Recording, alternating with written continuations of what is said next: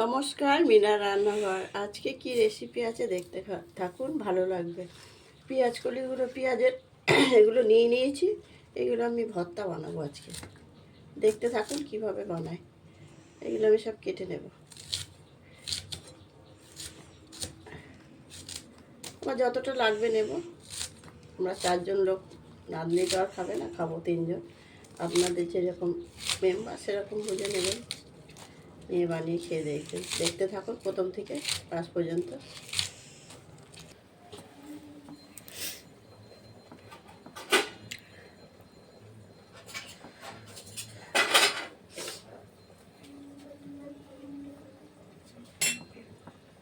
গ্যাসটা অন করে দিয়েছি, তেল দিয়ে দিচ্ছি পরিমাণ মতো।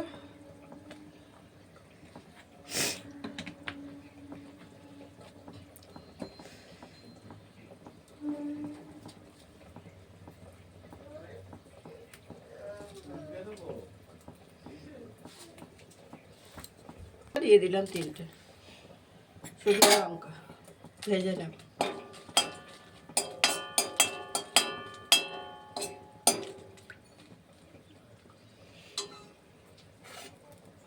এখানে রসুন নিয়ে নিয়েছি, একটা টমেটো, কাঁচা লঙ্কাও 3টে আছে। আমি ঝালটা বেশি খাই, দিয়েছি, আপনারা কমিয়ে বাড়িয়ে নেবেন।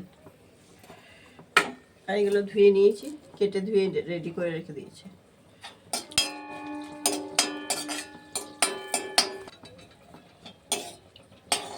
লঙ্কাগুলো ভাজা হয়ে গেছে, তুলে নিচ্ছি।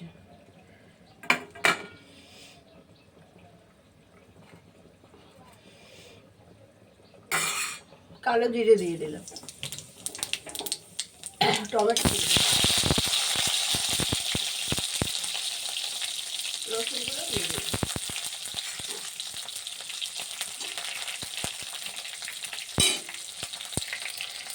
পেঁয়াজ পাতা, পেঁয়াজগুলো ভিজে ছিল সেগুলো নিয়ে এসে দিয়ে দিলাম।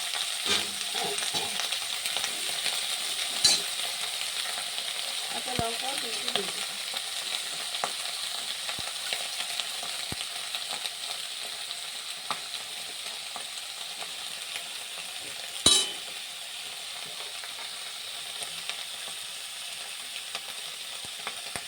অল্প হলুদ দিয়ে দেবো,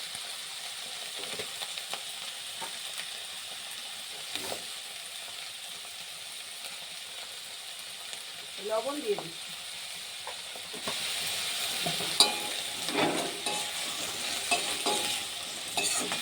এখন একটু ঢাকা দিয়ে দেবো, জলটা যা আছে শুকিয়ে যাবে।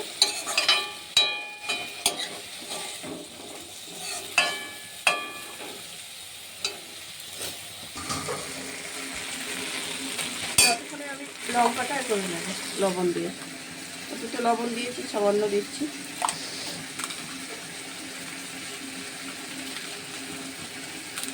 সর্দিও করেছে, ঝাল ঝাল ভালো লাগবে।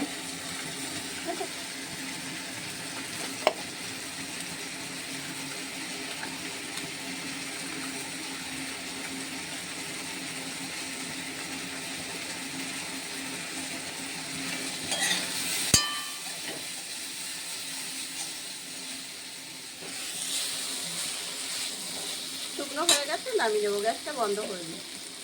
আটা দিয়ে আমি করে নিয়েছি, এখন মেখে নেব। লঙ্কাগুলো দিয়ে দিলাম, রসুনগুলো হাত দিয়ে করে নিয়েছি, চেপে নিয়ে ভেঙে নিয়েছি। টমেটোর খোসাগুলো ফেলে দেব।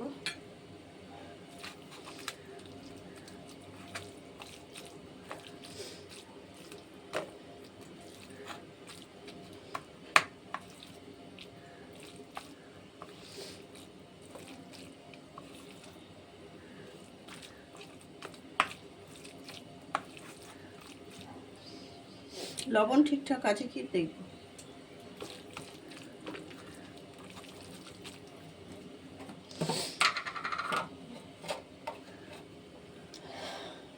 লবণ দিয়ে দিলাম সামান্য।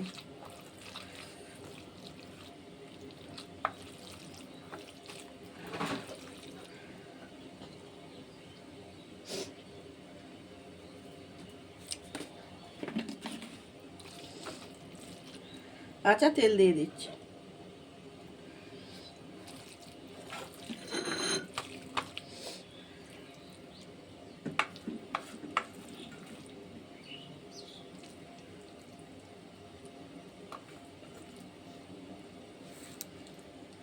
ধনে পাতাগুলো দিতে ভুলে গেছিলাম, ধনে পাতা দিয়ে মেখে নেব।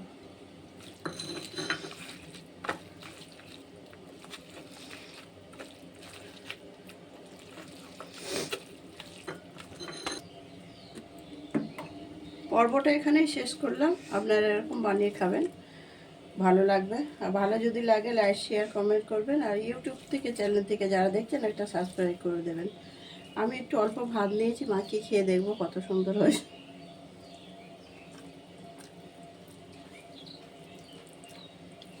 খুব টেস্টি হয়েছে, আপনারা একবার হলেও বানিয়ে খেয়ে দেখবেন, গরম ভাতে ভালো লাগবে।